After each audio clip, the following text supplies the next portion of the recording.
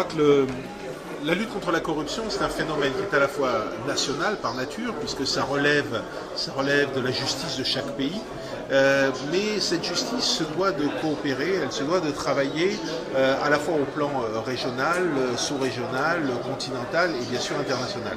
Et ça peut se faire que dans le cadre de conventions internationales. Et la convention principale, c'est la Convention des Nations Unies contre la corruption, on l'appelle aussi la Convention de Mérida, et c'est dans le cadre de cette convention, dont l'ONUDC est le gardien, que les différents États peuvent travailler ensemble et coopérer à la fois sur un plan policier, à la fois sur un plan judiciaire, travailler sur aussi la thématique de la prévention pour que, si vous voulez, la lutte contre la corruption soit plus efficace dans les pays de la sous-région et au niveau mondial. La société civile, je veux dire, c'est eux qui jouent un rôle absolument crucial puisque c'est eux qui vont parler au nom de la population.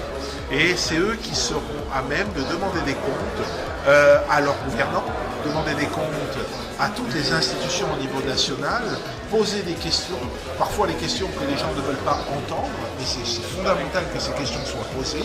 Il est fondamental aussi que la presse soit libre, de façon à ce que tout ça puisse fonctionner ensemble pour être plus efficace dans la lutte contre la corruption. Non, les sociétés civiles est par nature hors parti. Il peut y avoir certains membres de la société civile qui sont raccrochés, je dirais, à des partis politiques. Mais si vous voulez, à partir du moment où il y a une société civile qui est libre, automatiquement il va y avoir des pros, il va y avoir des contres, et donc les choses vont se neutraliser elles-mêmes. Le tout, c'est qu'il y ait une liberté de la presse. C'est-à-dire, le tout, c'est que les gens puissent s'exprimer. Dieu merci, en Afrique de l'Ouest, cette liberté de la presse ne pose plus question.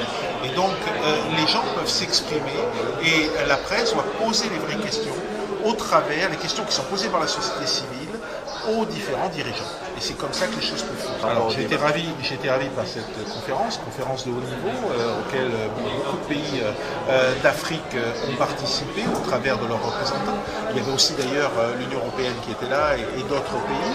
Donc, s'ils montrent l'engagement, la lutte contre la corruption est quelque chose qui ne peut se faire qu'ensemble.